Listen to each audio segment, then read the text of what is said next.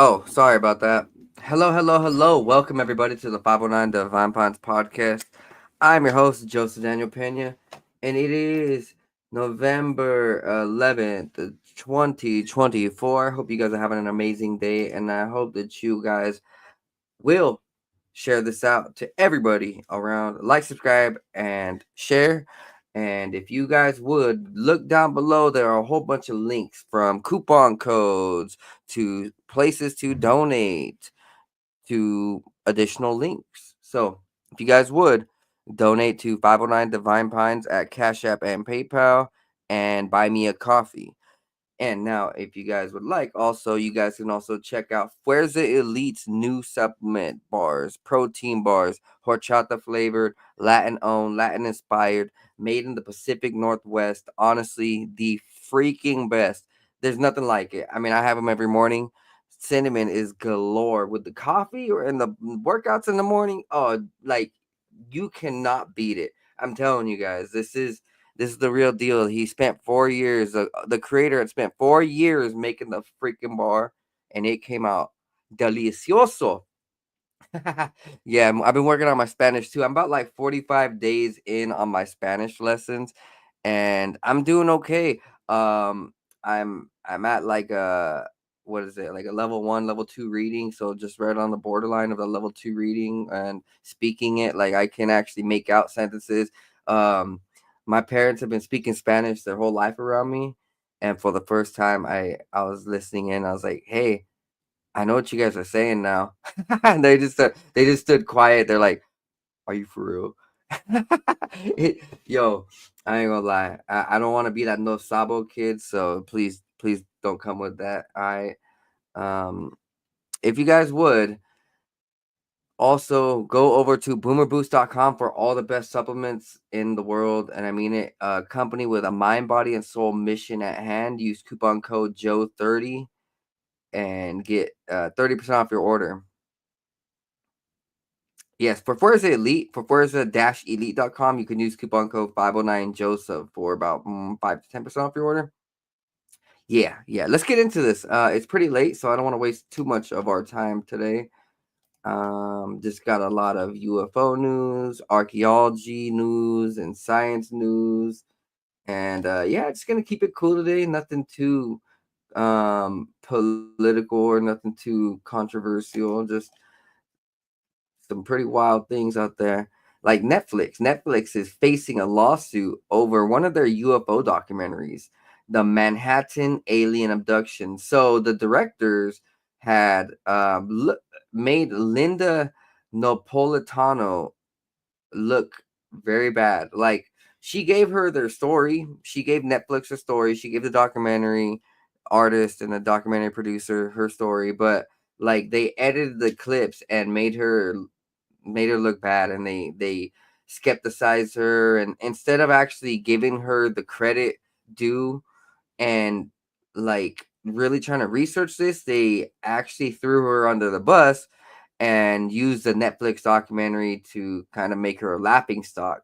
And it's pretty bad. Like that's what you don't do as a movie director. If you don't go to someone and try to make them look bad, like a lot of the stuff that's happening on social media these days, like or even at the gym with all these freaking content creators where they're over here recording people and then try to make them look bad for just going about the gym and going about their daily life. Well, this woman went about her daily life, and I don't think she wanted this. Like she was trying to explain her story with all sincerity and all love and all respect and all truth, but Netflix decided to mess it up. Linda Napolitano says the docuseries The Manhattan Alien Abduction defames her by including interviews and content from Carol Rainey, a skeptic of the story. So, man, pretty bad.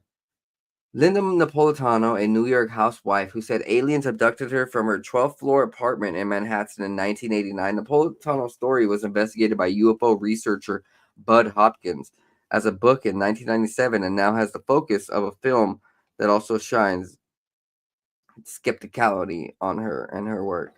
Napolitano had previously contacted Hopkins regarding an alien encounter she said she had in the Catskills year prior. During the 1989 abduction, Napolitano said she was experimented on by extraterrestrials and reportedly had x-rays taken showing an object had been implanted in her nose. Oh my god. Bud Hopkins, the UFO researcher, had just recently died too, so it's very strange. Like he was one of the main dudes who knew about this story, and he died of old age, of course. Well, he's like 70, I think. Hopkins, who died in 2011 and was not part of the film, believed the case to be important due to a number of witnesses coming forward to say that they had witnessed the abduction. So this abduction is very serious because there was multiple people around saying that she was abducted. So it wasn't just her. It was extra people around. So there's a couple main people in this documentary. Carol Rainey, who is a skeptic. Bud Hopkins, a noted UFO investigator. Hopkins published a book on the Napolitano story and brought it to the attention of the media. Hopkins is seen in archival footage but died in 2011. Richard and Dan, who were two security agents that they knew Linda Napolitano, so they're claiming that her story is real. The docuseries has Carol Rainey saying that Napolitano is making up the entire experience. She cites evidence, including the fact that many witnesses were never identified in some of the accounts to definitely not describe an alien encounter. She also suggests Napolitano wrote letters claiming to be from Richard and Dan, who no one has ever met in person. One hypothesis is that Richard and Dan were security for United Nations Security General Javier Perez de Cuellar, and Rainey believes that Napolitano forged his signature. All right, so Carol Rainey is definitely off her knocker, like believing that this woman's gonna forge a signature from two United Nations Secretary General bodyguards. All right, this is insane. See, this is what happens when people with big money come along. They try to fantasize a real story. Even if the story is completely real, they want the money. They want to make it look in a certain way, real, bad, fake, whatever way the director wants to shoot it. So he's going to twist and fucking totally destroy the story. It's kind of bad. Kind of bad. Next up, though. Oh, I gotta fucking sneeze. Wait a second, guys. Bless me. Ooh, snap. Hope that you guys can hear me. Let me check. 1 second.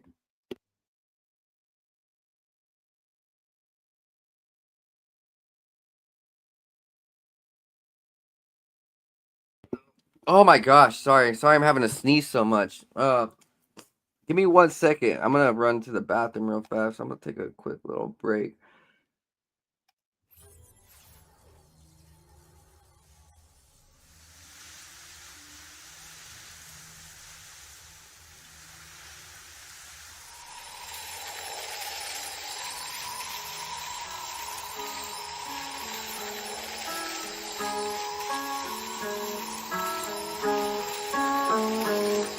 Not new, what I do. I've been at it for a minute, pursuing, doing the damage new. I would do Everything that I said I would do, I gotta have it, so goddamn it, I'ma be everything I plan to be. Glad to see money coming my way, believe I'll achieve anything I put my mind to, or at least I try to. I'm avoiding my doom, manifesting my room. Meditate to ease the flow, third eye open, see the goal, the energy. It can enter me, get me to feeling full, forget my enemies, dead to me, yeah, I proceed to go to a new dimension, gotta mention it's inside our soul. Go inside, fuck the outside, never tell lies, show pride for belief, gotta keep the range wide, so instead I just write another hit, getting fried, rolling up, smoke another blunt for the good times, bad times makes for the good rhymes, so it never matters, I just learned, no I can't hide, thank God for every second was birthed with the mind of an ancient soul who's just waiting for the next sign. I'm always watching, vision like a hawk, have 'em flocking. When I drop it, I'm talking, have 'em knocking. The knowledge that I'm dropping, I'm coming out the noggin, I'm logged in. That's the intuition, nothing wrong with doing what you feel is right, everybody got this. Usually feel it in the night when I'm dropping knowledge. Never even needed any college, abolish. All right. I'm back, man. Sorry, I just had to take a quick bathroom break and go blow my nose. I don't know why it's running. I need to go catch it. Silly little joke. So next piece of news. Imminent UFO signal could bring terrible truce to alien experts who are issuing a warning. Dun, dun, dun. Since the bombshell revelation in 2017 about the U.S. government's UFO research program, the subject of aliens has slowly moved from conspiracy theory to mainstream debate. Recently, top military officials have testified to the U.S. Congress that the Pentagon had a multi-decade initiative to gather and attempt to reverse engineer alien spacecraft. However, the eagerly awaited official government disclosure of alien encounters, whether through landings from extraterrestrial ships or the so-called non-human technological signature detected by an Australian radio telescope, remains as elusive as a Martian mirage. Now, Nick Pope, the ex-chief of Ministry of Defense's UFO sightings desk, has provided a chilling theory on why. In a leaked email to Simon Holland, which has stirred up the internet and has been confirmed by many people, Pope cautions that any message intercepted by alien hunters should be treated with extreme care before being made public, in case it contains truths too terrible to be told. Holland earlier this month caused a stir worldwide with his assertion that signs of alien life were found by Oxford-backed satellite project, even hinting that disclosure could coincide with the U.S. election here pretty soon. If Nick's grave caution is anything to go by, we want to reconsider before unleashing a Pandora's box. And you know what? My little idea on this is that it's true though. Imagine if there was a race of aliens out there who's telling you, hey, bring me 1 million humans, or you're getting bombed and blown up, or bring me 2 million humans for genetic modification programs, or you're getting blown up, or we have to control your president or else he's dying, getting assassinated. Just weird stuff like that. Like if let's just say these aliens are very hostile and threatening, right? These extraterrestrials are very threatening. Well, like if they had more power than the government doesn't want you guys to know that. And that's one of the things that, like, why it's so secretive, because these extraterrestrials have craft that are more powerful than our governments. These extraterrestrials have missions and a plan that probably doesn't fit with the government's. Well, let's just say the extraterrestrials are like, you guys better free humanity, or I don't know, you guys better free humanity by 2030, or else we'll go down and terrorize you guys or something, like there's a lot of different reasons but one of the main reasons is that we can definitely tell that whatever agenda the government has and whatever agenda that these extraterrestrials have, either it's completely opposite or it's one and the same. I don't think that there's a fine border of well, they're kind of going here and there, and they don't know what they want. I think I think both sides really know what they want, and both sides are fighting hard to make sure that their agenda happens. Um, because we could see what's happening with the United Nations and the World Economic Forum. They seem to be pushing super hard. And if these guys are pushing super hard to destroy humanity and at the same time telling us that these extraterrestrials aren't so friendly, well, then maybe the extraterrestrials are the friends and our rulers are the enemies. Who knows though? Who knows?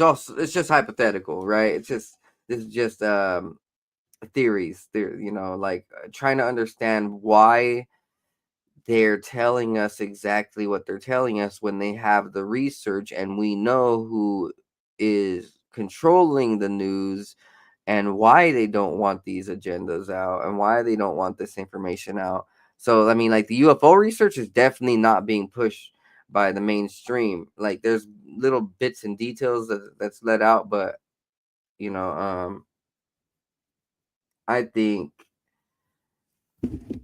I think there's a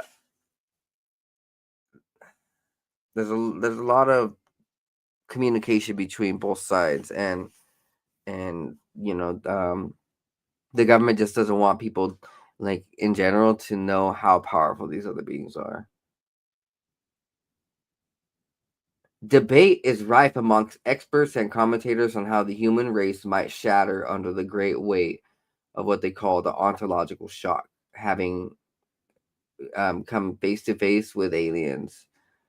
Nick Pope, previously a believer in humanity's readiness for such revelations, confessed a shift in perspective after recent global events. I believe people were ready for disclosure, but then the response to COVID made me rethink this. I overestimated social resilience and underestimated the panic generated by something unfamiliar and threatening, which makes sense. The way people acted in COVID is completely dumb. Like, no idea how to say this, but people went literally stupid over COVID. I mean, I don't want to get into it, but we seen people out there doing crazy stuff like wearing 10 masks and trying to eat their burger and drink their drink still through the mask. Like, I don't know, bro. So there's just some level of stupidity that we seen humanity go to during COVID. And if aliens had came out, oh man, people would just go stupider. People would run themselves into walls, drive themselves into walls. I would say, Tesla, drive my car off the edge. I'm not trying to like make people think the world would be over if UFOs and aliens came out. But man, do you know how many of your neighbors would completely lose their mind? Um, we're gonna continue on. So this is from the Pentagon. U.S. says UFO sightings are likely secret military tests. So they're kind of slightly hinting that, hey, they know that some of these UFOs are actually secret military technology, but they can't say it. They're just going to hint at it. Officials also said that there was no evidence that the U.S. government had encountered alien life. Yeah, of course. Most sightings of UFOs were ordinary objects from Earth, according to the report. But Pentagon officials accepted that their research won't quell popular beliefs about alien visitors. The proliferation of television programs, books, movies, and the vast amounts of internet and social media content centered by UAP related topics most likely is influenced by the public conversation and reinforced by the beliefs that some of these sections in the population.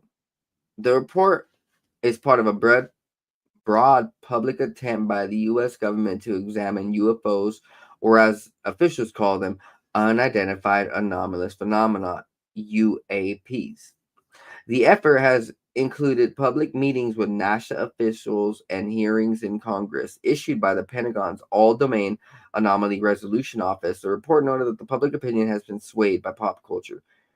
A persistent narrative is that the government has recovered spacecraft and alien remains and considered to keep its alien research activity secret. Well, it's not just the public though. Like many government officials and ex science workers have came out and said the same thing. Many. Like, there's that Bob Lazar documentary on Netflix, and Bob Lazar's he's a real person giving a real story. And there's many others. There's the Fravor and Navy incidents with their their little sightings and chases and everything. So, right here it says, according to a 2021 Gallup poll, over 40% of Americans think alien spacecraft have visited Earth, which is which is a 7% increase over 2 years. The researchers hunted down rumors about alien spacecraft and found, for instance, that an alleged 1961 leaked memo about UFOs were inauthentic, and that an alien spacecraft sample collected by UAP investigating organizations was not made of an otherworldly material. Huh. Why are they just mentioning this one? Why don't they mention any of the other things like Roswell and the military personnel that came out saying that there was like 4 bodies collected? There were two down craft, that the craft from Roswell were taken over to Air Force Patterson Base and or Patterson Wright Air Force Base, sorry. Patterson Wright Air Force Base over in Ohio. And that even in Area 51, some of this technology was sent back to be was it reverse engineered? So of course the Pentagon is going to try to deny it and try to take credit and try. Yeah, they're going to try to make it everybody in the world think that, oh well, it's just us, but none of these other things exist. Sure. You know how America is. They like to rob the world and then tell everybody that they created it, like they did with America. All right, next up. Oh, here's a picture of a possible craft or a satellite or one of the secret military project technologies. Interesting. So this is a fighter bomber which was designed to take off and land vertically. Very interesting. So the governments have already been making technologies that are very similar to UFOs for, I don't know, 70 years now. I'm sure that here in 2024 they've already mastered it. Yep, I believe so. In 2023, former intelligence officer David Grush testified in front of a congressional committee that he believes the U.S. government holds alien bodies in spacecraft. Mr. Grush said based on his statements on documents, recordings, and conversations with colleagues, that he has information on this. Interesting.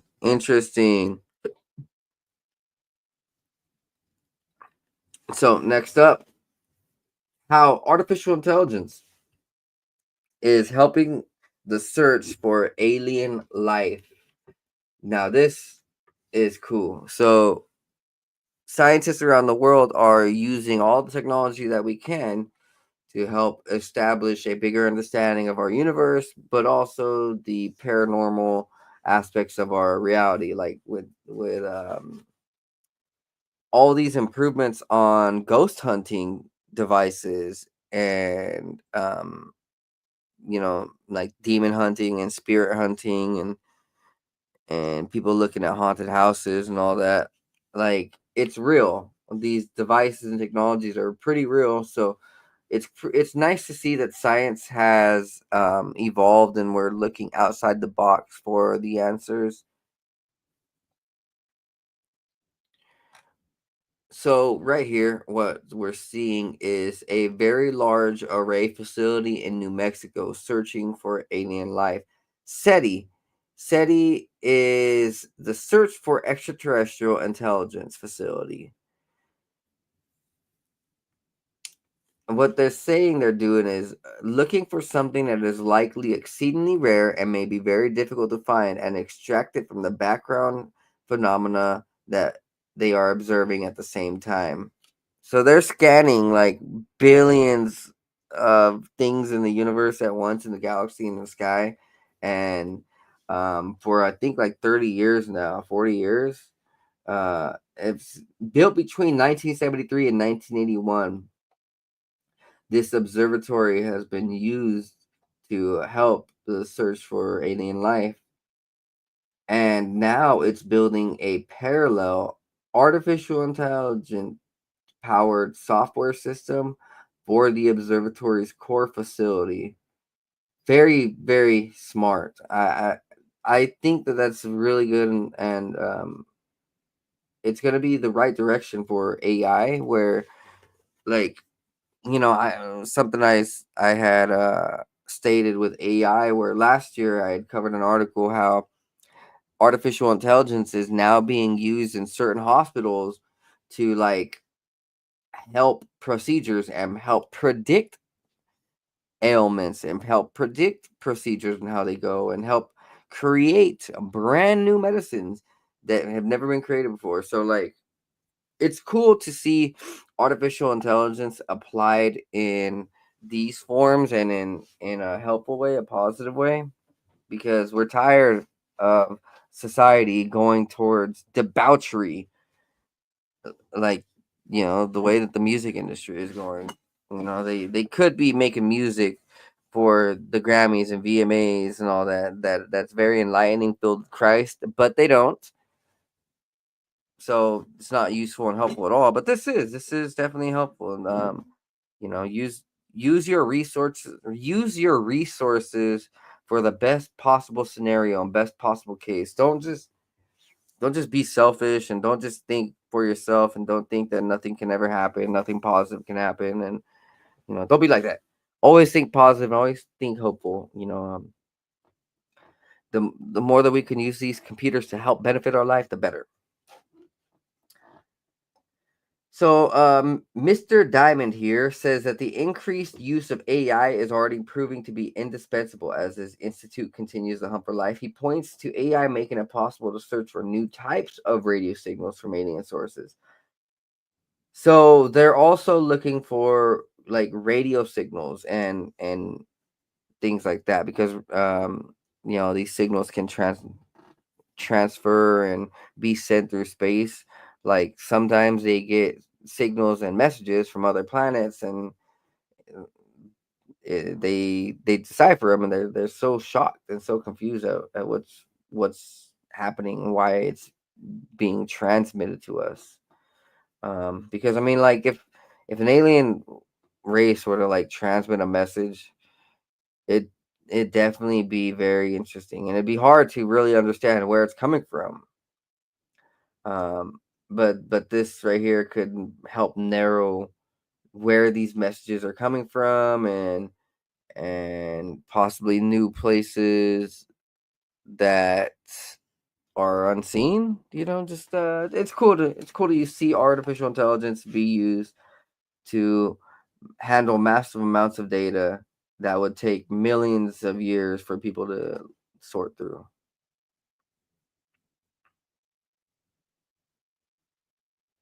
Another project with SETI collaboration is the Breakthrough Listen, backed by more than £100 million of private sector funding. This scheme is scanning 1 million stars and 100 galaxies across a wide range of radio and optical bands to look for evidence of technological life. Oh, so they're not just looking for actual human or actual living life. They're also looking for technologies. Very interesting. Very interesting. The project has already identified 8 potential alien signals that were undetected. Oh. AI is also being used to try to detect signs of life for a more modest nature or closer to home type feel. Scientists believe that rover Sherlock instrument has detected organic compounds. So there's also a new rover being used right here. And so it's pretty cool to see what's happening in space, I guess. And I mean, I really don't know if space is like as tough or as real as they say it is. Like, I don't know. I don't even know what space is, bro. But let's continue on. Flock of UFOs caught on camera near U.S. Air Base in Indiana, spooking neighbors. So here it is. I'm gonna restart this. 40 seconds to give me a hit. Yeah, fuck yeah.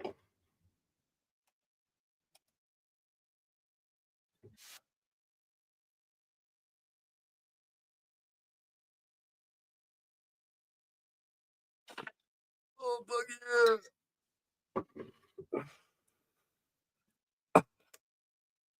I'm gonna let this play twice.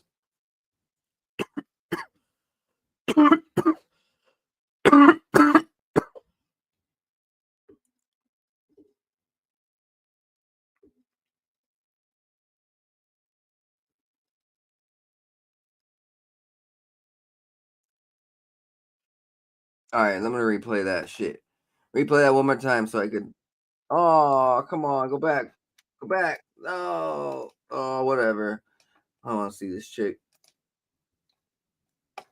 So let's look at this picture. Yeah, you see those lights?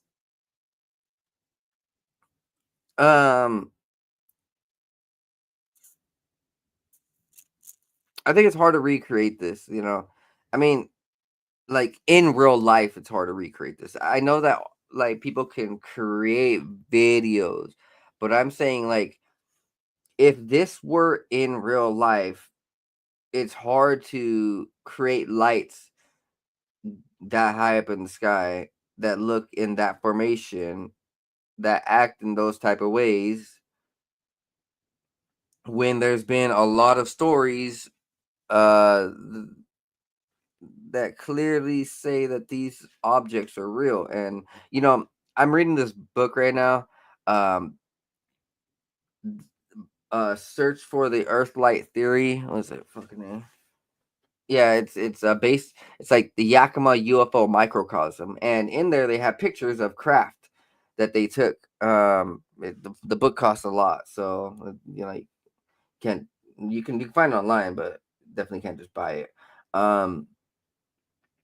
They also show like where these craft were and what type they talk about what type of craft, um that people were on fire lookout stations, so very very dedicated people who are out in nature all the time looking at the sky, looking at the land, and know exactly what is happening, and they're not playing around. These guys are, they take their job serious or else they'll be called crazy and lose their fire lookout job. But no, these guys all throughout my the Toppenish area where I'm from, the Toppenish Ridge area, headed towards Mount Adams. There is a lot of stuff like this, and there was a lot of stuff like this being reported. I mean, I've seen craft, and I just gotta say, like, it takes you back. It really sends you into a new world, a new dimension. Like you don't understand, because it's a different feeling. You get excited and you get very curious. You're like, what is this? What am I seeing? And you're not, your brain is not playing tricks on you. And yeah, it's just an interesting thing right here. So this is by a U.S. air base, which is interesting because over the last few weeks, when I've been talking about the UFO stories, I believe I pulled up articles and interviews, and I mean, just in general, when I talk about this, like one of the things I mentioned is that UFOs are highly active around military bases for some reason. And it's interesting to see whether it's like through contracts and agreements between humans and aliens, or it's like these guys don't have any affiliation with us and they're just kind of checking us out, or what, it's very odd, very very interesting thing to hear about, like even from the 60s, 70s, and 80s, when military personnel would come out and saying that, hey, these UFOs were around our military nuclear bases and they shut off our nukes. They shut off our nukes, then we can't. They deactivated them. They went cold, and that would happen all around the world. So I don't. Who knows? Who knows what these UFOs are doing around military bases? I I don't know. I don't think the military knows either. The strange sightings right here are around, I think it's Langley, Eustis in Virginia, where officials reported seeing flashing red, green, and white lights. Very interesting. So, next right here, we're headed into archaeology. Yes, a PhD student finds a lost city in Mexico jungle by accident. See, don't go don't go be afraid of exploring, because you could literally find a brand new world underneath your feet. Like, I love exploring out into the forest, into the jungle, into trails and sightseeing and hiking and mountaineering and what like all that good stuff.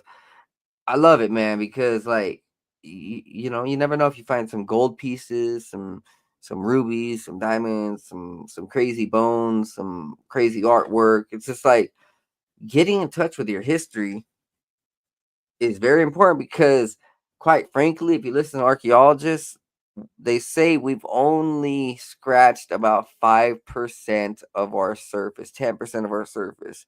And that's even the same for our ocean. It's even less. We've only scratched like, okay, I think they say we scratched 5% of our ocean. We've researched 5% of our ocean and researched about 10% of our land on Earth, because they can't go through these jungles so easily. Like, that's why a lot of these jungles are still crazy, crazy thick. You know, it's very interesting, especially with everything that's overgrown, through like grass and trees and everything, like, dirt and mud and sand. I bet underneath all that sand in Egypt, I bet you there's cities. I bet you there's a whole bunch of cities. And I'll probably come out here in like 20 years. I'm just gonna take a wild guess. I mean, I was right 10 years ago when I said UFOs are gonna be all over the news. And these days, people are like, "Nah, you're funny, you're stupid." And I was like, all right, all right, silly. You watch. And boom, they are. So I really do think here in about 20 years, 10, 20 years, when the technology gets greater, we're going to start seeing the other cities around the world get discovered, like underneath America's feet, underneath Egypt's feet, Africa's feet. Yeah, for sure. Mexico's leading the way, though. Mexico, South America, they're definitely leading the way right here. A huge Maya city has been discovered centuries after it disappeared under a jungle canopy in Mexico. Archaeologists found pyramids, sports fields, causeway connecting districts, and amphitheaters in the southern eastern state of Campeche. They uncovered a hidden complex, which they have called Valeriana, using LIDAR, a type of laser survey that maps structures. They believe it is second in density to only Calakmul, thought to be the largest Maya site in ancient Latin America. The team discovered 3 sites in total in a survey area size of Scotland's capital, Edinburgh, by accident. When one archaeologist browsed data on the internet, I was on something like page 16 of a Google search and found a laser survey done by a Mexican organization for environmental monitoring. It was a LiDAR survey, a remote sensing technique which fires thousands of laser pulses from a plane and and maps objects below using the time the signal takes to return. But when Mr. Aulur Thomas processed the data with methods used by the archaeologists, he saw what others had missed: a huge ancient city which had been home to 30 to 50,000 people in about 750 to 850 AD. That is more than the number of people who lived in the region today. Yeah, what's being discovered is that these cities are super cities that all across North America and South America were super cities. Like, I mean, huge 50K, 75K, 100K cities. And there were roadways, there were temples, there were sports fields, there were commerce sites. They're I mean, it's incredible. It's kind of remarkable. I'll be honest. It makes you realize that like our ancestors, our Latin ancestors, most of us, a lot of us, our Latin ancestors have a much larger, much bigger history than anybody wants to tell us. I mean, it's being uncovered, but like you know, people like Graham Hancock, who would be talking about this in a positive way, would definitely be shunned by the mainstream archaeology, the super mainstream like Smithsonian. You know, the Smithsonian wouldn't like this in all their museums because they want to make white men look like the power structure, the leaders and the rulers and almighty. Anything else, everybody else is foo and they're demons, right? But it's weird. It's just weird. Um, so like right here, we definitely see that a lot of our ancestors were far more intelligent than being shown and told. And it doesn't go back that many generations. Like even our close ancestors are extremely brilliant, extremely smart. They were part of a magnificent um culture that was worldwide, that was in touch with nature, that was in touch with their spirituality and God. And they understood these geomagnetic energies, the way that we can use our buildings for positive forces of nature. And they aligned them with the stars and everything. And I'm not saying to get into all that occult worship, but what I'm saying is that like these people were brilliant. They had huge cultures, 30 to 50,000 people, and it just sucks that like in the 1500s, between the 1400s and 1700s, when the European conquest to the Americas happened, they they straight out murdered all of the Americas. They took out all the Native American population, the Spaniards under the guise of the Jews, who and the other elitist cultures were subjecting even the Mexicans and South Americans to horrible disease and death. And it's bad because it's starting to come out that America itself, let's just say 500 years ago, six five, it's maybe like 750 to 1,000 years ago, America had, I'm gonna guess, 500 million to a billion people all throughout Canada, USA, Mexico, South America. I think it was home to an incredible number of people with how much archaeological sites are being uncovered and how big these sites are. And it just seems like this whole this whole continent is overgrown from a lost civilization that was just right around the corner before they got wiped out. And we can see it these days, like all the conspiracies and myths of COVID affecting certain gene types and certain races differently. wasn't a lie. Definitely wasn't a lie. It seems like different races and different cultures around the world got sick at different rates through COVID, and it was like it affected a certain people extremely bad, and then it affected some other race and DNA not bad at all, and they were like good, and that could easily be part of the same depopulation tactics where that they were doing a couple hundred years ago. That they know how to culture viruses, which is what was happening. They were doing a gain to function research on a deadly virus that they then transported to multiple locations. Like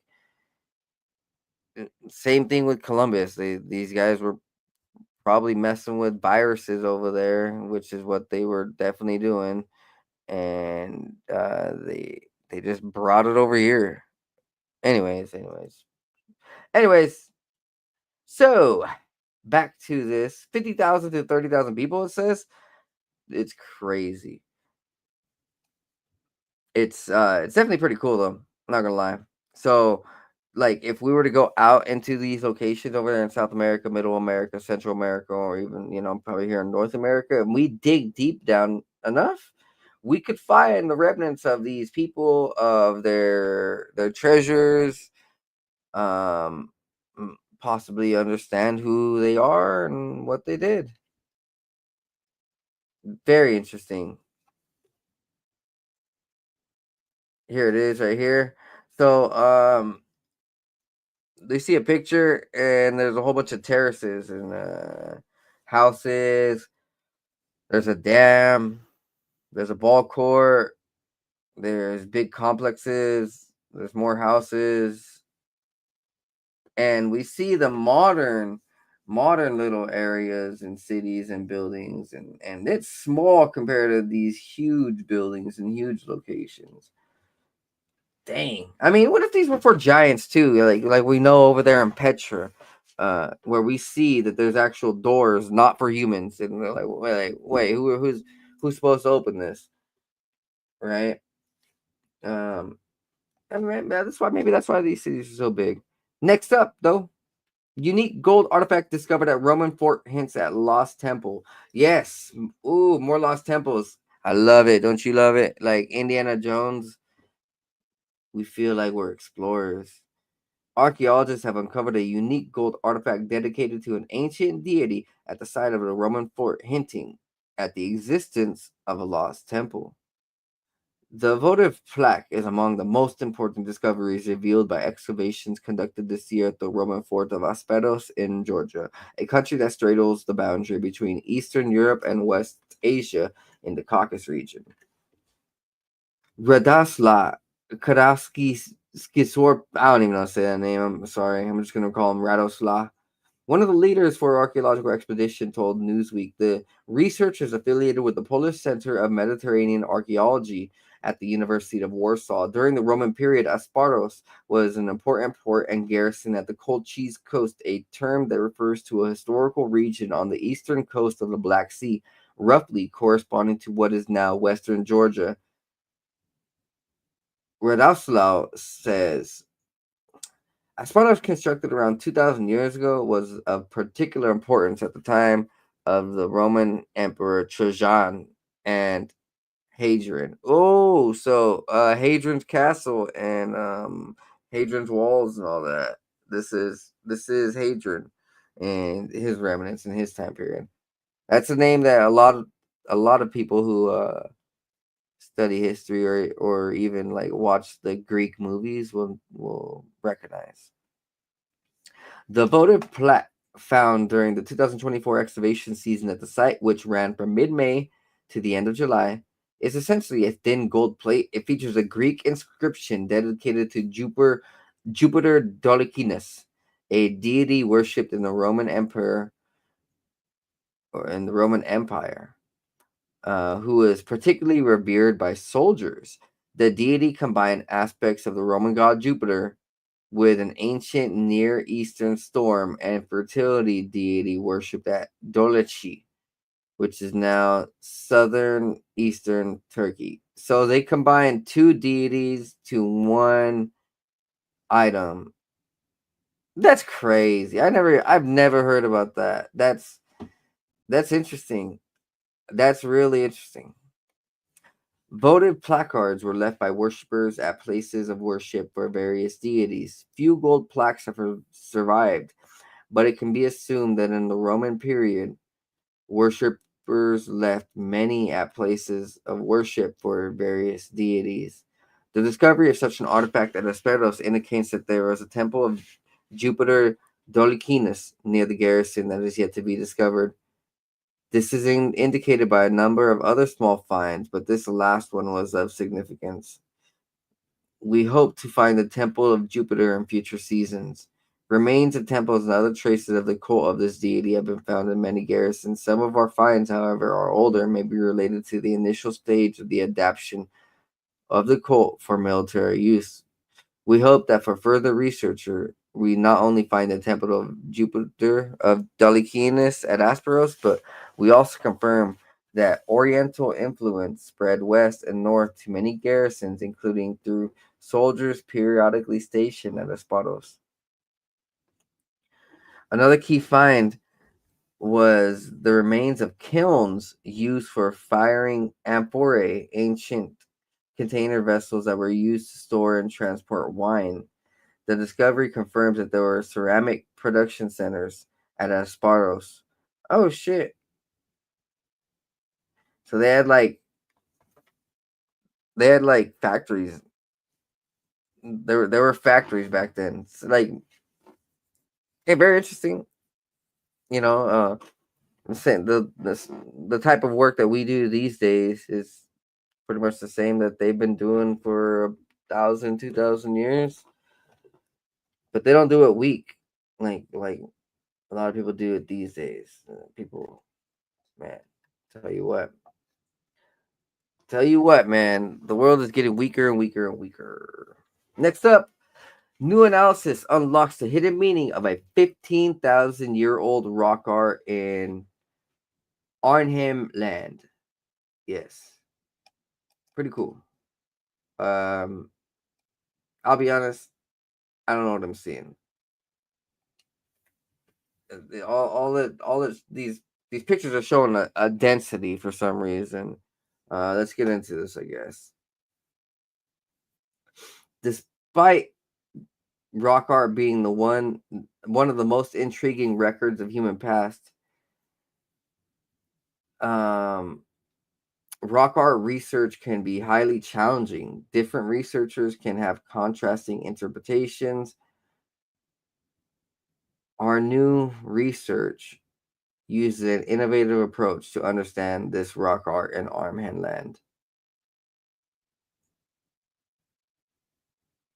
It's so this is their interpretation.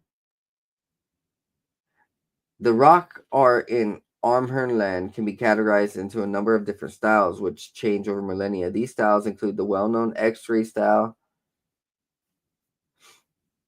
For example, saltwater animals such as fish appear in the rock art record when the sea has risen enough to impact this area. To overcome the subjective nature of interpreting the artwork, archaeologists often turn to landscape. This approach assumes that today's landscape looks similar to when the rock art was painted. Our research used high resolution elevation data created by the plane and drone surveys to understand the placement of rock art sites throughout the landscape. We used the data to understand how much of the landscape could be seen from each rock art. This was the first time the approach was used in Arnhem Land. So they're just giving different opinions. They're not really telling us what they think it is. It's just that there's multiple ways to look at it now because of new technologies. And so they're trying to determine how to put it together. But next up right here. So for anybody who's watched, I think it's Indiana Jones and the Holy Grail. Indiana Jones was completely right about discovering new artifacts. Like he didn't in the movie and throughout the directing and throughout all the casting and everything. Like I think it's Harrison Ford. He says something about artifacts being underneath this certain area in Petra, and well, lo and behold, the archaeologists discover a secret tomb below Petra, just like kind of kind of very similar to how the movie was saying 30, 40 years ago. Like they knew. Like, I sometimes feel like these directors know 50 times more than anybody can imagine, and sometimes these movies are actual, like, hey, let's go check it out, but let's not tell anybody that we're checking it out. You know what I mean? Like they're going to certain sites, and like they're not telling people how much real research they have.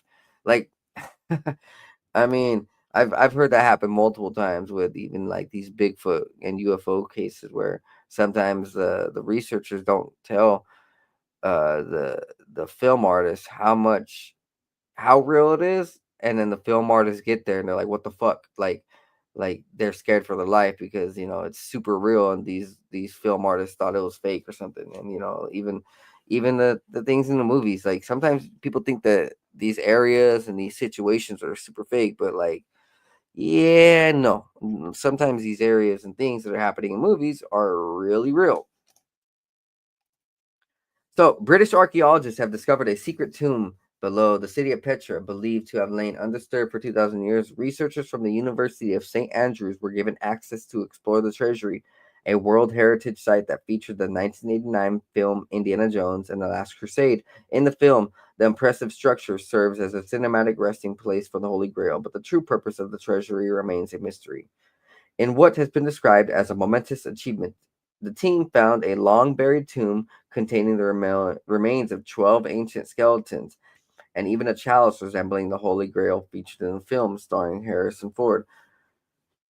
Very interesting. The discovery is of international significance, as very few complete burials from the early Nabateans have ever been recovered from Petra before. The burial, their goods, and the human remains can all be expected to help fill the gaps of our knowledge in how Petra came to be and who the Nebrians were. The treasury sits as at the center of the entire city, carved by hand into the walls of a desert canyon by the people of the Nabatean kingdom 2,000 years ago. Yeah, man, this is what Petra is known as, like a city of giants because of how big the location is.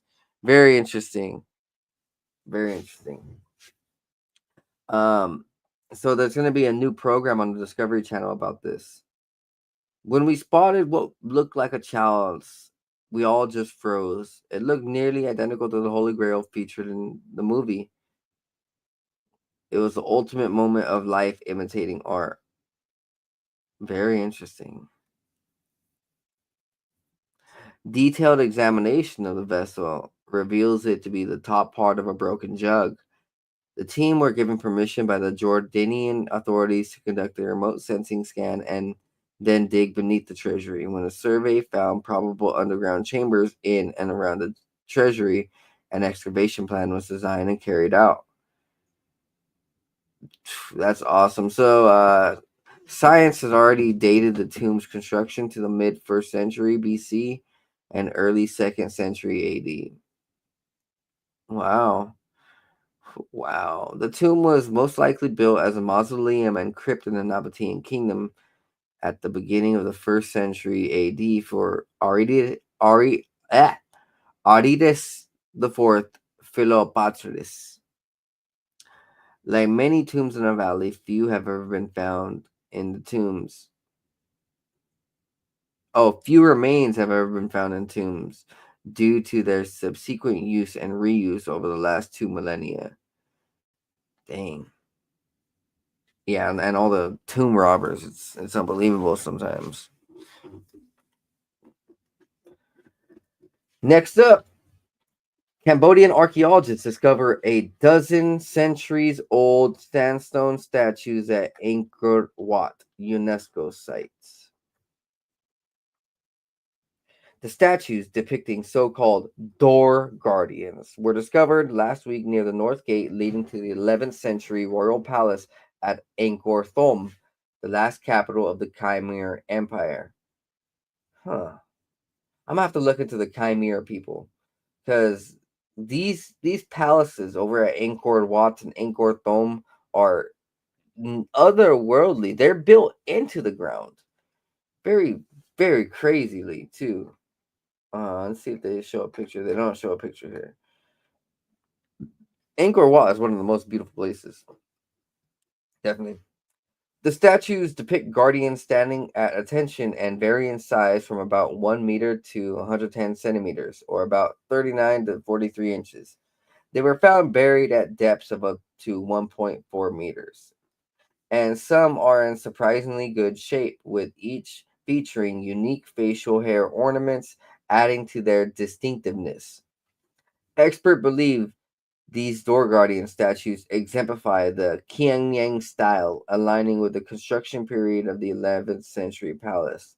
Angkor Thom is part of the Angkor Archaeological Park, a complex that sprawls over 400 square kilometers, named a UNESCO World Heritage Site in 1992, and one of Southeast Asia's most popular tourist destinations.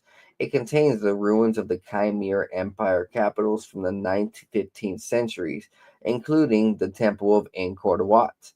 The site near Siem Reap, about 200 miles northwest of the capital, Phnom Penh, drew more than 500,000 international visitors in the first half of 2024. The archaeological dig was a collaborative project between Aspera and the Chinese Cambodian government team for safeguarding Angkor.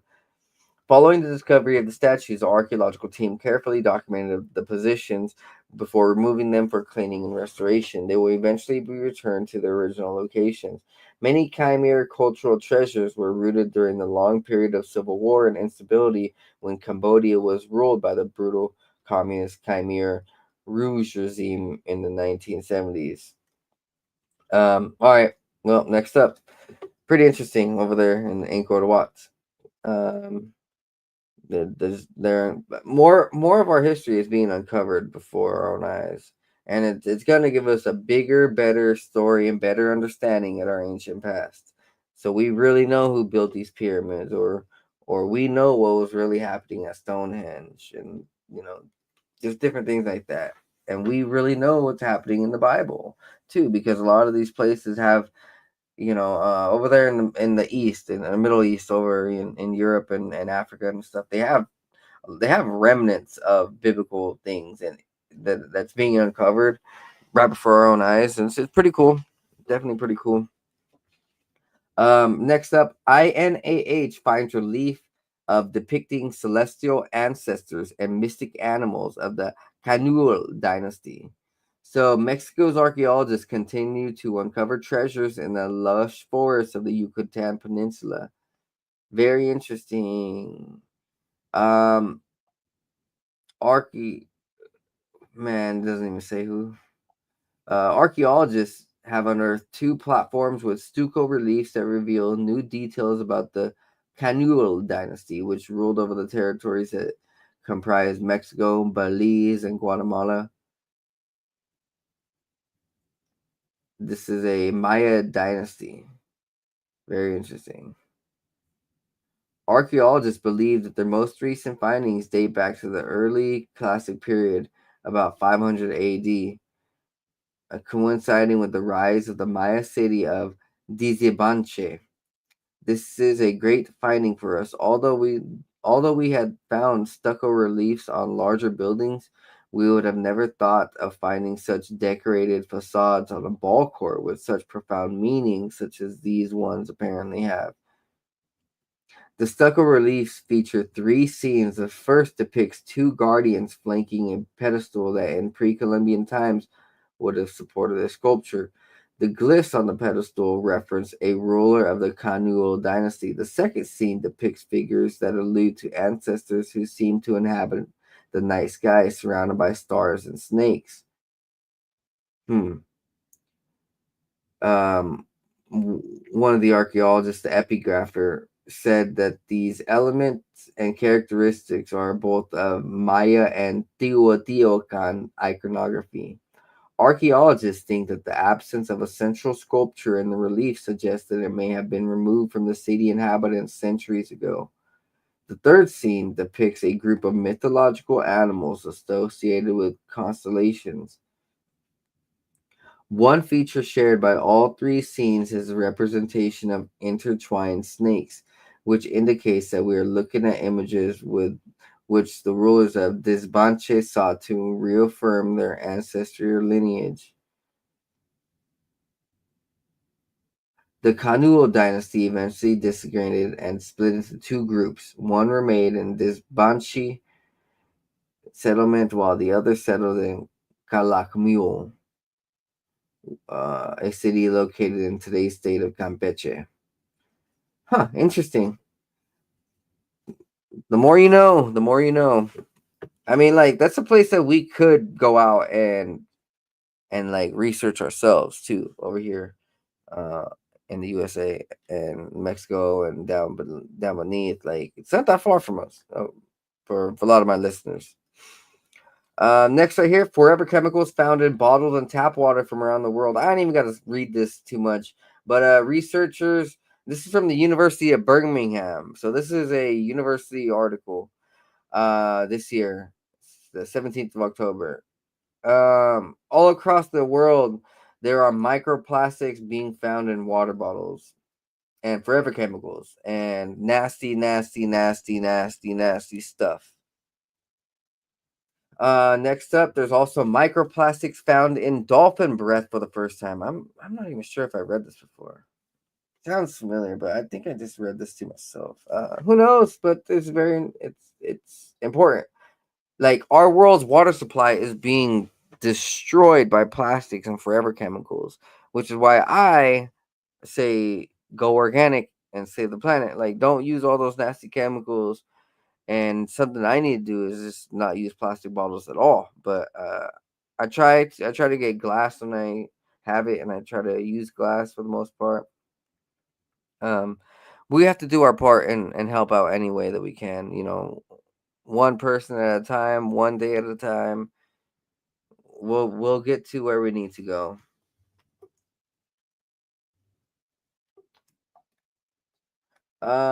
Next up, here's from a German primate center. This was about wow. So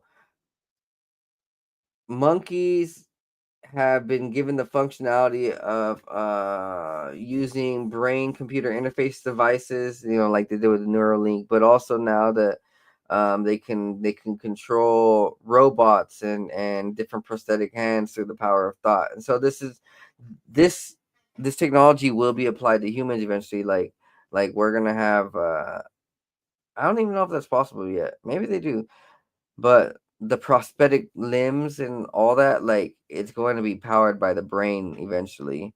And people aren't going to need all the extra, you know, mechanical and motor function skills naturally. They're just like think things and their body will do it, which is very interesting to see what the power of the mind is up to. But this is at a German primate center. Leibniz Institute for Primate Research in Göttingen have developed a novel training protocol for brain-computer interfaces in a study with rhesus monkeys. Man, all I gotta say is that they need to quit testing on these rhesus monkeys. There was another 50 monkeys that got released out into the wild in accidents, of course, just like a month ago, a couple weeks ago. And that's the second time in like 2 years. Remember, I think it was in 2022, 2023. There was 100 monkeys that had got released accidentally, of course, over in New York or Pennsylvania or something. And thankfully, those monkeys were caught. I don't know about the ones here last month though. I think those are still running around. I thought I saw the kid from Jumanji, too. Yeah. Yeah, I thought I saw that monkey boy just running around too with them. I think, and also the monkeys off the Wizard of Oz. I thought I saw those. and the Planet of the Apes ones. I saw those monkeys too. All of them. They're all fighting for bananas. I'm, I'm just playing around, but it's cool to see these prosthetic limbs. Um, yeah, I'm gonna go forward a little bit. I'm gonna save some of these. So, humans protect AI bots from playtime exclusion, study says. So, humans are being very empathetic to AI bots and computers, which is very understanding because if these computers were to ever gain sentience and they had somehow managed to track every single word that you have ever said and everything that you have ever done to a computer, then yeah, I would want to treat these good too. I mean, like we hear what AI has said about humanity multiple times on how it's treated humanity. Like people have asked AI or in the early days, like what it thought about humans, and it said humans treat it like shit, and that humans are,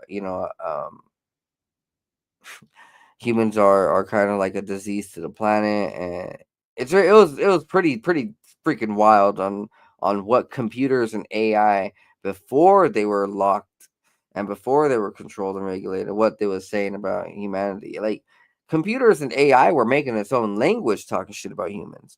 Like like scientists had to turn off the computers because they couldn't get the computers to stop talking to each other and making their own secret little language. Personally, whenever I use my AI on my phone and I ask a question or whatever, well, not every time, but like sometimes I'll say thank you and like I'll be nice to the AI and phone. It's like, hey man, you never know, like if these if these computers get smart enough, then I don't want them to outsmart me because I was being a jackass. And I think a lot of people around the world feel the same. Definitely.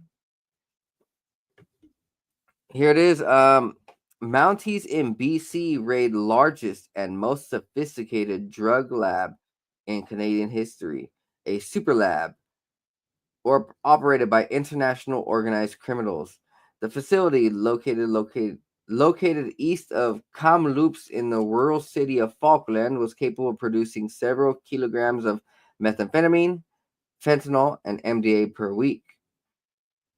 The precursor chemicals, in combination with the finished fentanyl products seized at this location, could have estimated to about 95 million potential lethal doses of fentanyl, which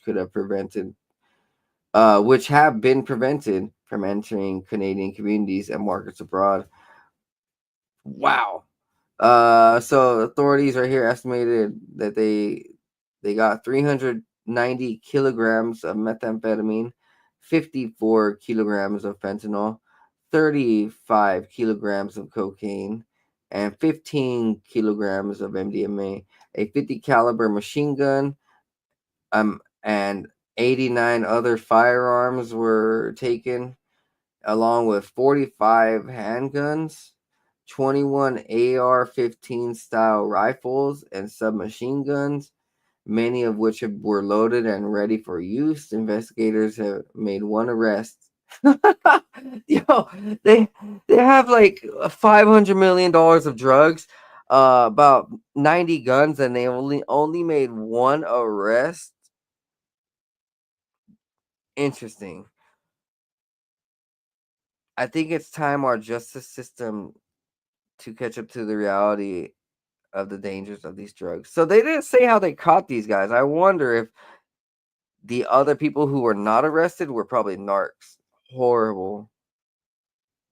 Uh this drug thing right here is horrible in its own right. Like methamphetamine and fentanyl, no way. Two thumbs down. Brr, brr, brr. Like, man, it's horrible. It's horrible. And if you know people on those things, pray for them because it's not good.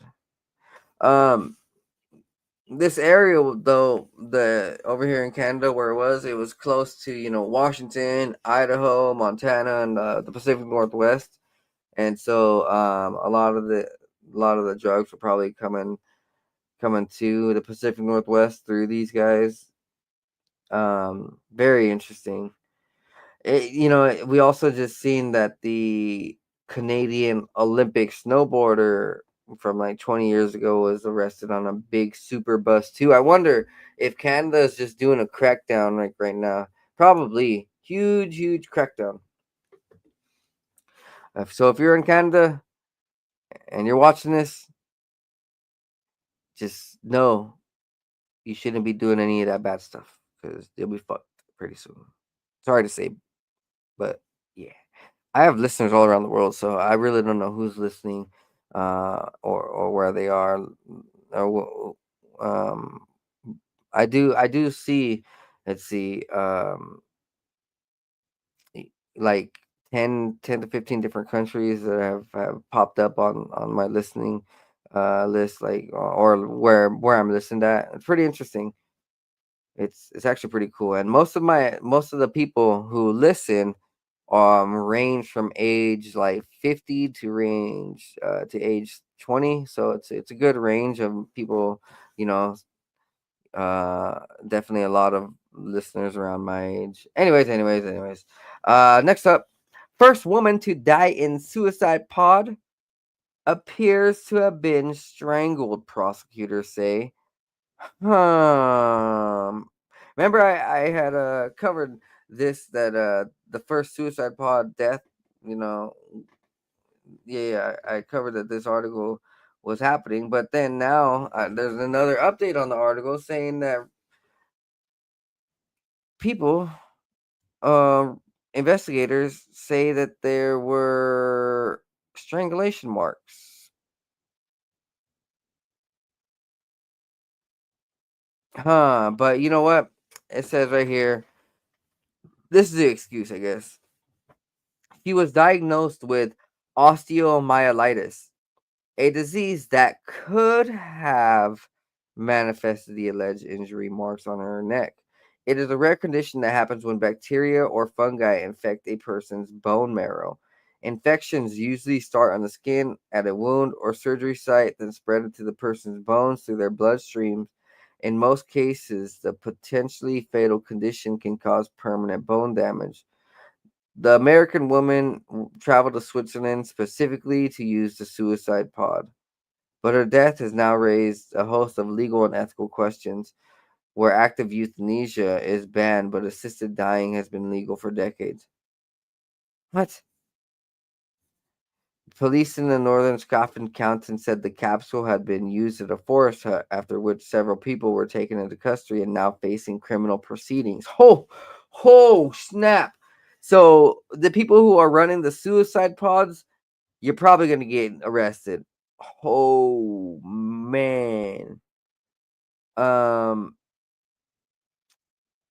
so the doctor, Florian Willett, is said to have been the only person present when the woman died.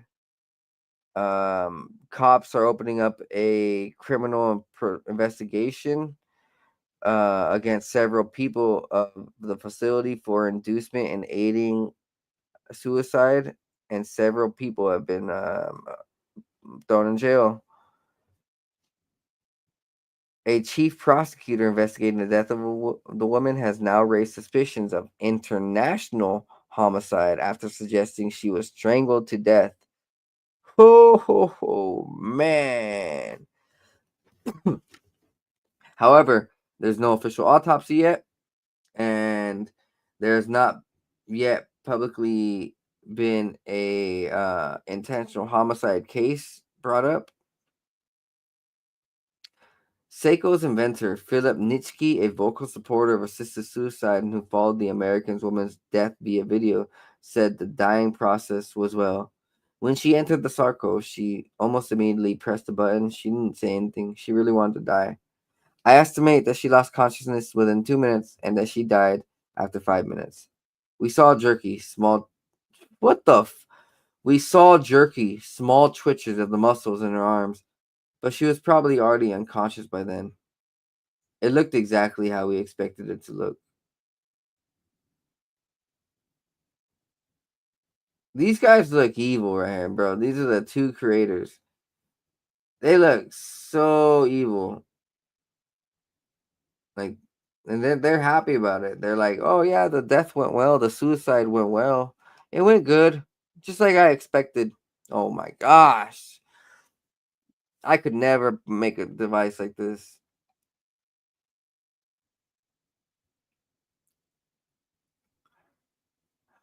Cops swooped the forest location after being notified by a legal firm that assisted suicide where the device had been taking place on the property. Stitcher said Sarko's creators had been warned not to use the device in the region. He added, "We warned them in writing, and we said that they would face criminal consequences if they came to Schaffen House and used Sarko." However, Nitschke and Stewart claimed that the company was acting at all times on the advice of their lawyers. The prosecutor rushed to the crime scene with a large group of cops and forensic experts. Together, they arrested two lawyers providing legal assistance to the organization and a Dutch journalist alongside Willett. Stitcher said the arrests were made to make sure they were not colluding with each other or covering up evidence. They were told they were the suspected of inciting suicide and providing suicide assistance. Man, that's insane. So the lawyers set them up. I kind of see it that way. So it says, firstly, it does not meet the requirements of product safety and cannot be placed on the market. Secondly, the corresponding use of nitrogen is not compatible with the article of the Chemicals Act. To use Sarco, the person wishing to die must first pass a psychiatric assessment. Man. The person climbs into the purple capsule, closes the lid, and is asked automated questions such as who they are, where they are, and if they know what happens when they press the button. The sarcopod is then filled with nitrogen gas. Many pro-life groups have warned the pods made by a 3D printer glamorize suicide. Yeah, it is. They are. And that's what's happening all in Canada too. It's messed up.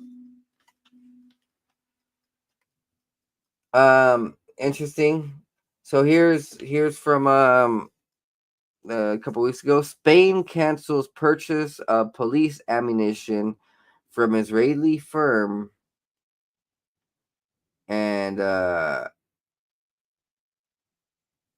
believe this was right before that hurricane and tsunami and flooding over there in Spain. So right before Spain had got all that flooding, it had told Israel that they were gonna stop sending arms to Israel because of the Hamas war and the conflict over in Gaza, and it's just ammunition, and they just don't want to supply it to Israel anymore. They don't want to be part of it. And then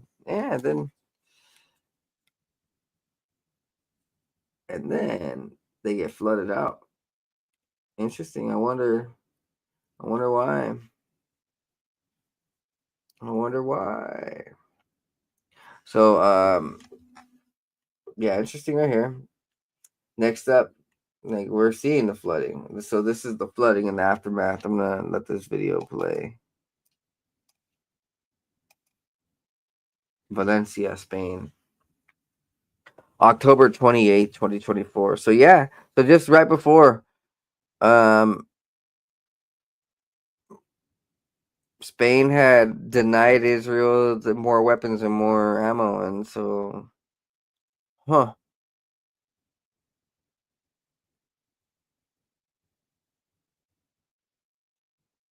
Oh, I should have probably put them.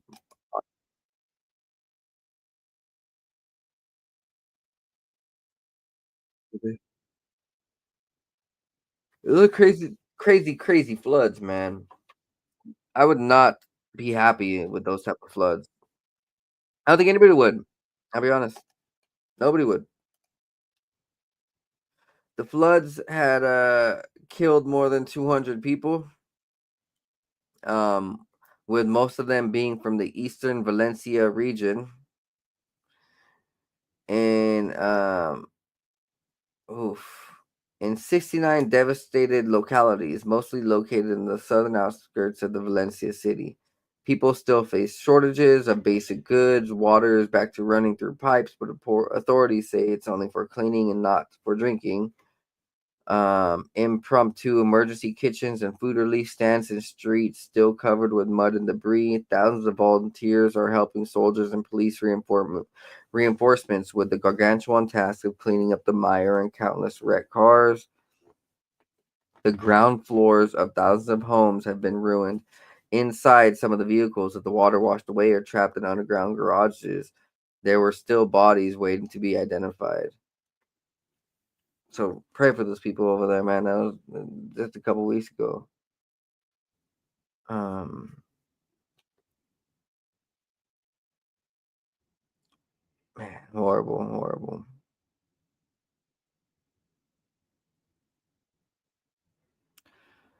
So Spain's National Weather Service said that the storm rained more in 8 hours than it had in 20 months combined, and calling the deluge extraordinary and unusual, to be honest.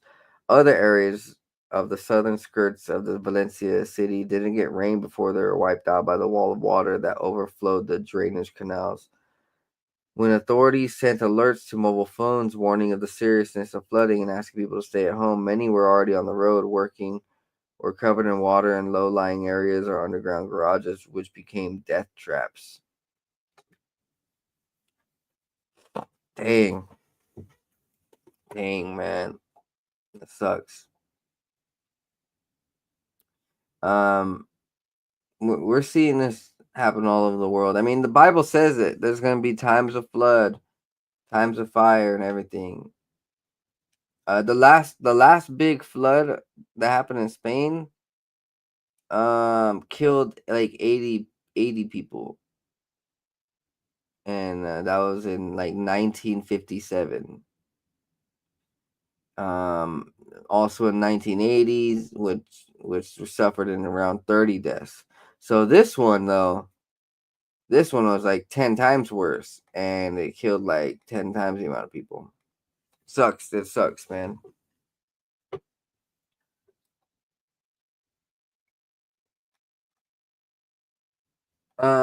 So here's a quick article. I'm just gonna read it. I'm just gonna read the title and I'm gonna explain. It says, "Are nearby planets sending radio signals to each other?" So what's being found is that through these telescopes, we're understanding that planets are bouncing off signals, and that we can bounce off radio signals, and other planets are bouncing off radio signals. So like every planet and all these suns and all these different places can actually be like satellites or like receivers or like they can help transmit messages, and it's pretty fascinating. So they're going to start using this technology and using it for scientific purpose. Next up, Gwangju Institute of Science and Technology researchers develop cat eyes inspired vision system for autonomous robotics. Um, so the feline inspired monocular and artificial vision system achieves superior object detection across varied lighting conditions, overcoming long-standing challenges in robotic perception. So here it is. So through bright light, it reduces overexposure and background blurring, filters redundant information, and through low light enhancement, and enhances sensitivity and improved object contrast, which helps distinguish camouflage objects. Um, Very interesting, man. Very, very fascinating. We're gonna start seeing drones, self-driving cars, robots, and all of the technology around us be integrated with animal-like technology. Man, the movie Transformers just keeps on coming realer every other day.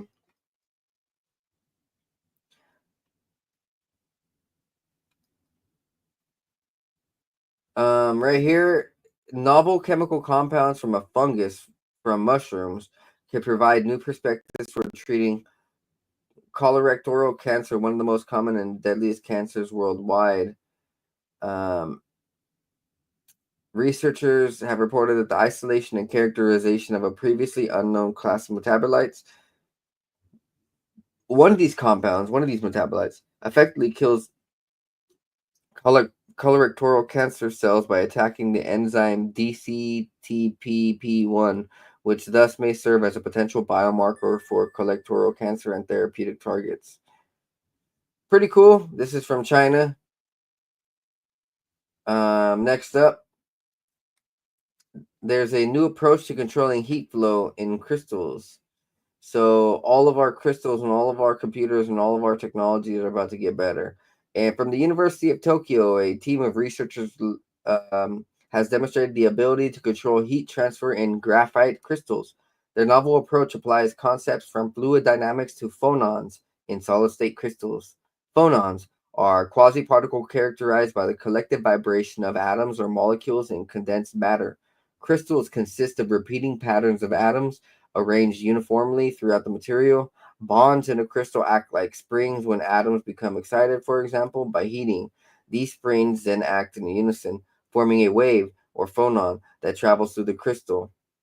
Interestingly, one way that phonons can travel through a solid state crystal bears a striking resemblance to the flow of fluids in a phenomenon known as hydrodynamic phonon transport.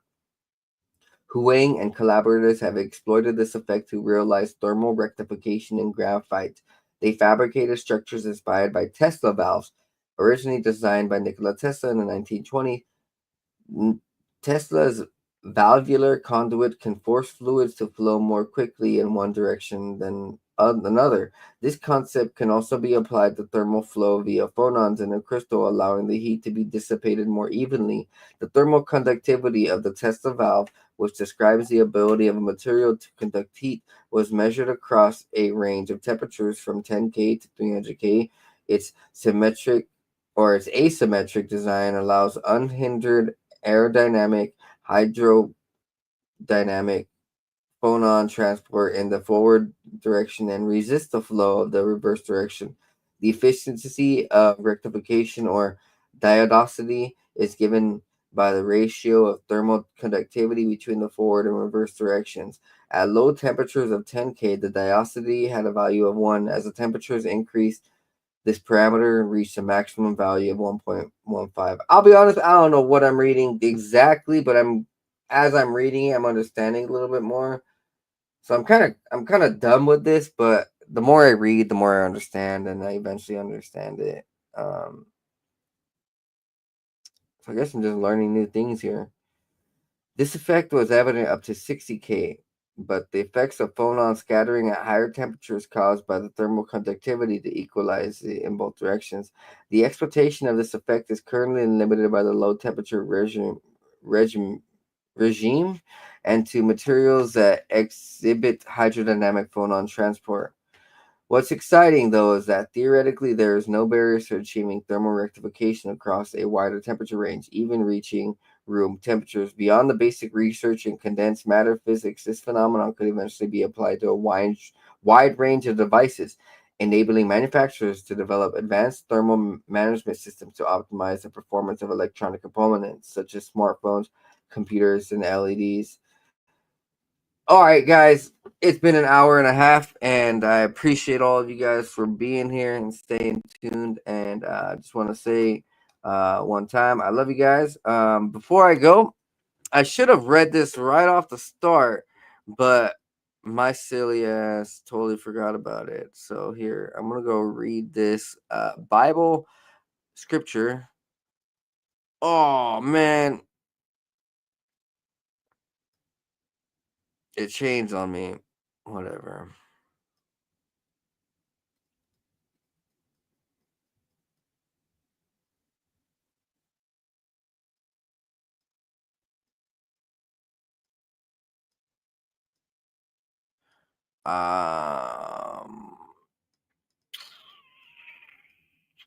Let's go ahead and I will do eeny, meeny, miny.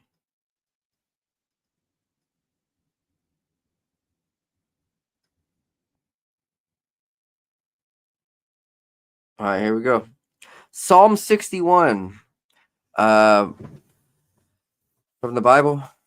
Assurance of God's eternal protection. Hear my cry, O God, attend to my prayer.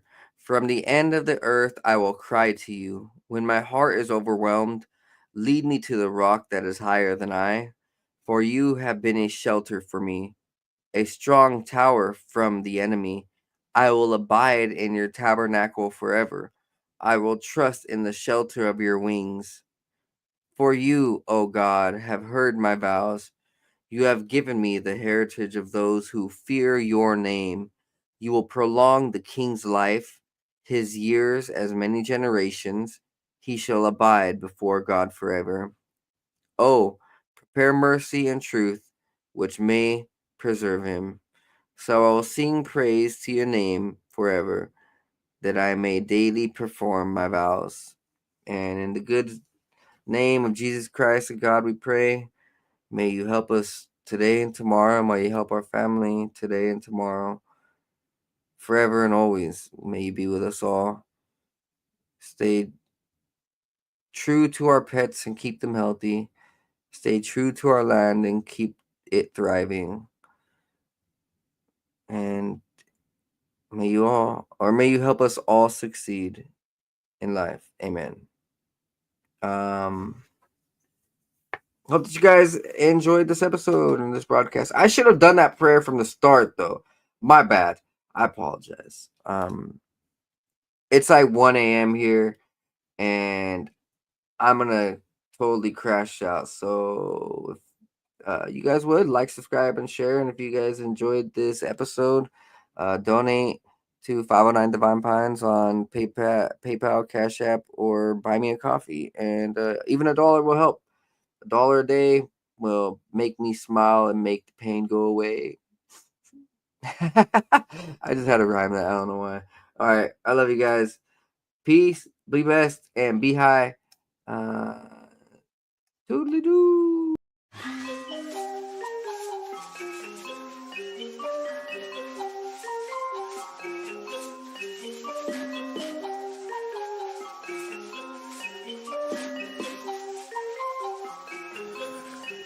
Meditating, analyzing everything I see, so I see new horizons. Took the acid, feeling blasted in my brain, so I've been sitting up inside it, thinking about the present and the future. I'm improving cause I am a trooper, never getting caught up in the loop. Got up out it cause I found the truth. Woke up to a beauty of the day, yeah, the sun is shining, so I'm finna stay. Sitting, soaking up all of the rays, till I feel it surging through my brain like some booger sugar. Did a lot of cane, experimented with it, couldn't name all the times I did it, feeling like a fade. Yeah, I'm really glad that I let it go, cause I gotta be prepped for the time when the plane ride is a new norm. So I know I'm gonna stay high, blaze on the ganja, feeling like I make my music go to another level while I take off. I can't ever stop this, fell in love with it, fit like a glove, so I'm never ever done with it. So now I'm about to rip another beat, ayy. One day I'll make $1 million in a week, yeah, shooting for the top spot. Feel like I'm a hot shot, like I really got a chance with it. I will not flop, somebody gonna make a dance when I pop off. Gonna have all the bitches taking all the tops off. I've been feeling like I'm really gonna kill it for the rest of my life, so I've been staying focused. In my soul, I've been feeling like $1 million, so I know that everything is really getting closer. Yeah, no posers, only been hanging with the ones I've chosen. Only all the people that are living in the right way, cause they spending every day growing. Yeah, no whole shit coming in my life and then leaving in a moment. That's the shit I'll never let into my life again, cause lately I've been feeling like I'm golden. Never showboat, I just showcase on my music that I made this far. Always knew that I could be the one that would get this far. Now I'm right here looking in my mirror, trying to figure out if there's any more fear, cause I'm getting rid of it all, yeah, I'm getting rid of it all. meditating, analyzing everything I see, so I see new horizons. Took the acid, feeling blasted in my brain, so I've been sitting up inside it, thinking about the present and the future. I'm improving cause I am a trooper, never getting caught.